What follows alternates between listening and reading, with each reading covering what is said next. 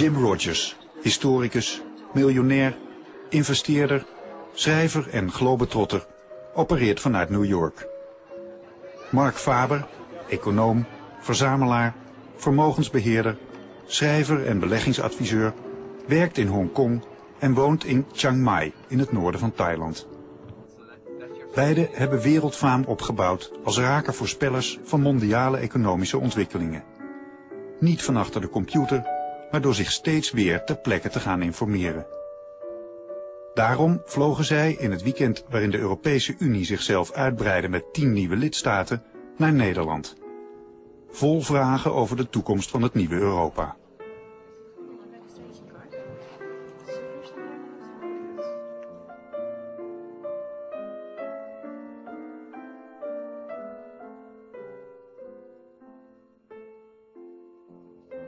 Anthony Burgmans is president-directeur van Unilever en voorzitter van de werkgroep Uitbreiding van Europa van de European Round Table, het in Brussel gevestigde genootschap van de leiders van grote Europese bedrijven.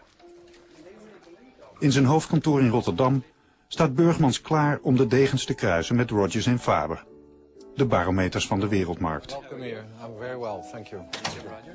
Wat is de toekomstige rol en positie van Europa in een wereld waarin de economie en de reputatie van de huidige supermacht Amerika steeds meer onder druk komen te staan? En waarin China zich langzaam maar zeker ontwikkelt tot een nieuwe supermacht. You're figuring out what are these Europeans doing. Yes, yes, and you're the European to tell us. I'm supposed to have the answers. But let me say seriously that what has just happened on the 1st of May, in a historic perspective, is quite unprecedented. You know, all these 25 countries coming together is quite an achievement, and I have very high hopes. I'm very positive about it. But from a perspective across the Atlantic anyway, will it work? You're bringing in 10 countries at one whack, 75 million people. Some of them are very, very problematical. Can it possibly work? Well, in the end, we have to take note of what's happened in the past. We saw Greece and Portugal and Spain and others coming with the EU. And I think it's brought peace and prosperity to the people of this continent. So one has to assume that the same is going to happen with Poland and Estland and Letland and Lithuania and all these countries. So I think in a historic perspective, the big prize to go for is a prolongment of centuries to come of peace. The second thing we hope for is that Europe will become, instead of a place which is torn apart by different people with different backgrounds, it will be a celebration of cultural diversity. So I think that's the second prize to go for. Yes. But bringing in 9 new languages, bringing in people who don't have an infrastructure, people with lots of corruption, people where it's expensive to do business as far as productivity is concerned, how does that help the EU? Well, it will only work if indeed we do respect cultural differences and if we do make Europe into a celebration of cultural diversity. Well, Mark, you left Europe and went to Asia. Yes. I mean, where do you see all this? Well, I agree with Tony. I think, first of all, I don't think in the US, where people don't know anything about history and what happens outside the country, know that this is really a very important historical moment in the history of Europe. First of all, this is the first time 25 countries in Europe come together and form an empire on a voluntary basis. Now, the advantage for this union is, first of all, it creates a very large market of more than 430 million people, 25 countries. The Eastern European countries have a very low production cost basis, so production costs of production will move to Eastern Europe. And that's very important because the Western European countries, they think that this is bad, that factories will move to Eastern Europe. But if they don't move to Eastern Europe, they'll all go to China anyway. So at least it stays in the Union. But it will also have, or the impact that we will have an entirely new geopolitical situation in the world, because we will have the American bloc, the European bloc, and these two blocs, in my opinion, will force Asia to also form an economic bloc, where already today we see that China and India and other countries are getting much closer together, and eventually we'll have an Asian currency unit. So you think that the new 25 will work? You think that this will be a smooth and process that will work? Well, I think definitely it will work, but of course we have huge price differences between the 10 countries that are joining, especially Slovenia, Slovakia, and the Baltic countries, and say a country like Germany. So there'll be haggling about certain economic issues, also about the tax regimes, how much tax autonomy do you leave to individual countries.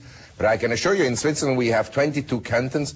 22 cantons have a different tax code, and within the cantons every village has a different tax code. So I don't think that this is an impediment to the union working. Quite on the contrary, I think competition between different countries, between different cities, that is what has made Europe rich in the first place, starting in the Middle Ages. Well, I guess I'm the skeptic here. I don't think it's going to work. But Mark says that it's more productive and it's cheaper to move factories there.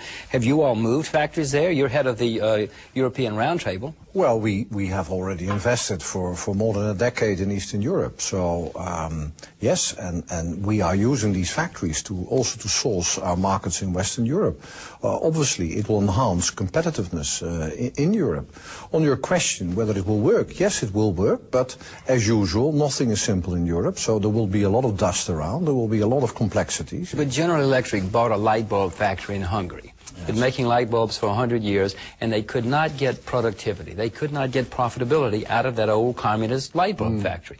Are you finding, Unilever, you've moved to Eastern Europe, Central Europe, are you finding you can get profits and productivity? Well, I mean, there is a learning curve, obviously. I mean, the first factories we found in the Eastern Bloc and in Russia, I can remember visiting one near St. Petersburg. I mean, it was just unbelievable what you saw.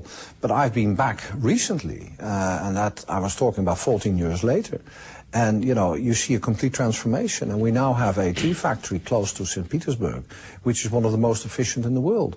So here you are, in a space of 15 years, you've gone from the most unproductive, unbelievably inefficient factory to a factory which can compete on the world market. So I think it'll work, but there is a learning curve. Well, putting on my investor hat for the moment, 14 years is a long time to invest in a factory, so it must have cost you a lot of money, and I presume you're now making profits, but is the return and is the effort worth it? I think it is. I mean, it's a large market. I mean, there is a large population. It's in our backyard. We know them from a historical perspective, so they're not strangers for us.